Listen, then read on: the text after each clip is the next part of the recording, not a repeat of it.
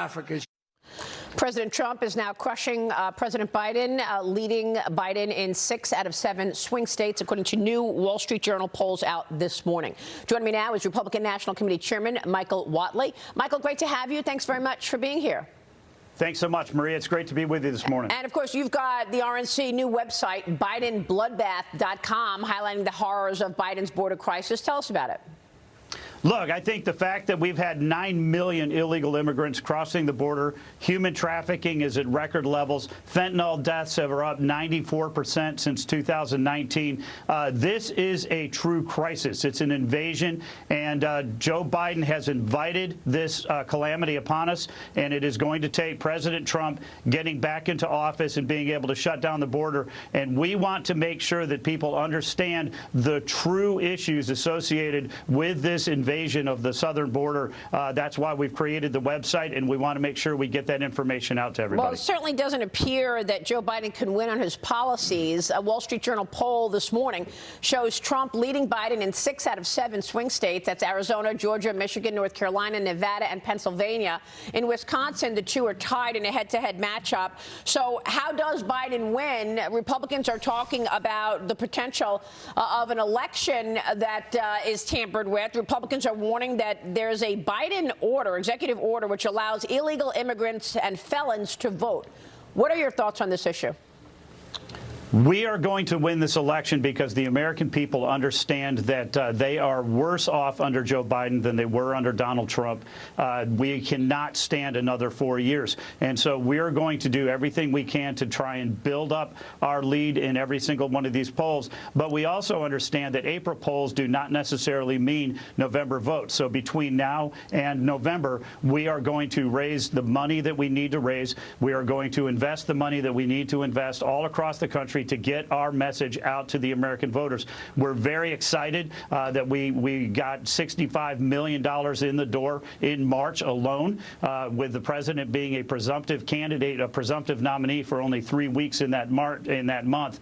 We're excited about the fundraising that we've seen since he became our nominee. We've got a huge event coming up down in Florida this weekend. We're going to raise over $40 million additional dollars for it. So we'll have the resources to take our message from one end of the country to the other. So you believe that those people on the fence, or those people who were supporting Nikki Haley and others, are coming around to Trump and will give him money then?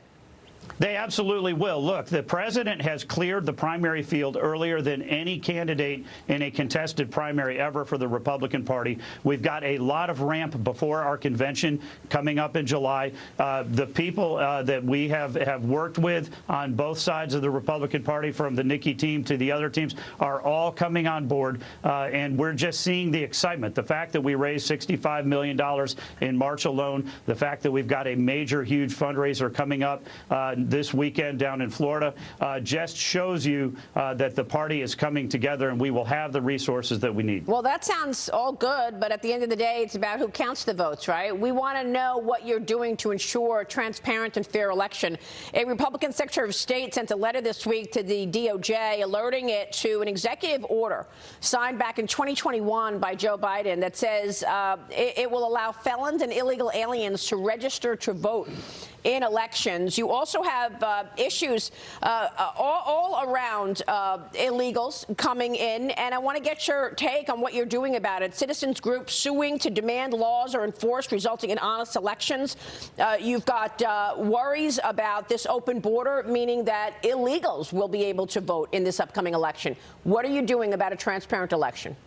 We are currently right now involved in over 80 different lawsuits in 24 different states. As the RNC General Counsel over the last year, I was involved in putting many of those in play.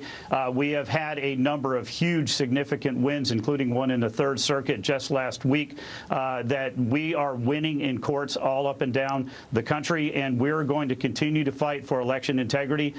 Look, the thing we need to do, two things. One, we've got to make sure that the rules of the road are in place for us to have fair, accurate accurate and safe elections. Two, we need to make sure that we have the observers in place. So we're going to be recruiting and training tens of thousands of volunteers and hundreds of attorneys in every one of our battleground states all across the country to make sure that we are going to have a fair election. So volunteers you're counting on, because just to be clear, the Fulton County of Georgia Elections Board supervisor voted against certifying the 2020 election because signature verifications were not performed on hundreds of thousands of ballots. So again, who's watching the ballots at the end of the day? You're saying this is who you're training? You're training observers to do just that?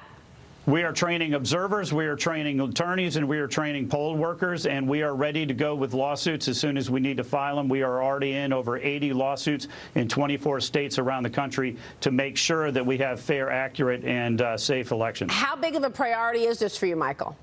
It's one of my top priorities. The two things that we need to do to win this election are get out the vote and protect the ballot. There is no higher priority for me or for the president than making sure that we have a safe, accurate election cycle. Michael will be watching. Thanks very much for being here this morning, sir. Thank you, Maria. All right, Michael Whatley joining us, chairman of the RNC. Quick break and then